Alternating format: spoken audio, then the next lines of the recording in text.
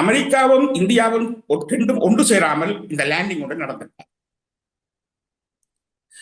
அதாவது சீனாவை இந்த பிராந்தியத்தில் துரத்த இந்தியாவால் தரிக்க முடியாது. அப்படியா? என் ஹம்பாந்தோட்டை பகுதியிலே 99 வருடங்களுக்கு அந்த துறைமுகத்தை குத்தகைக்கு கொடுக்கப்பட்ட போது இந்த இருவரும் எங்கள் கோமாவில் இருந்தார்கள், இரண்டு நாடுகள். ஓ சரி, அது எல்லாவற்றுக்கும் ஒரு ஸ்டெப் இருக்கு. அந்த நேரத்தில் அவர்கள் அதனை செய்ய முடியாது போனாலும் அவர்கள் ராணுவ ரீதியான பரிமாணங்கள் பெறும்பொழுது அதனை அனுமதிக்க மாட்டார். இப்போது உள்ள நிலைமை இதுதான். அந்தமான் நிக்கோபார் தீவு சம்பந்தமாக அவர்களுக்கு சம்பந்தப்பட்டு தெளிவான அண்டர்ஸ்டாண்டிங் இருக்கு. தெளிவான, அதாவது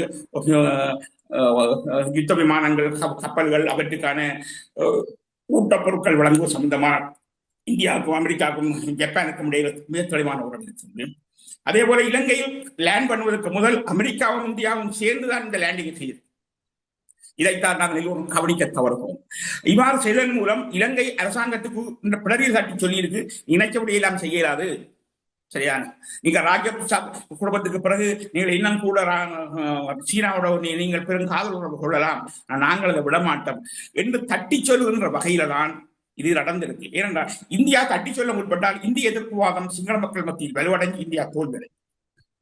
இந்தியாவால் தனித்து செய்ய முடியாததை இந்தியா அமெரிக்காவை செய்து செய்யுது. இந்தியா இலங்கை விவகாரத்தில் எதிராக இந்தியா இலங்கை விவகாரத்தில்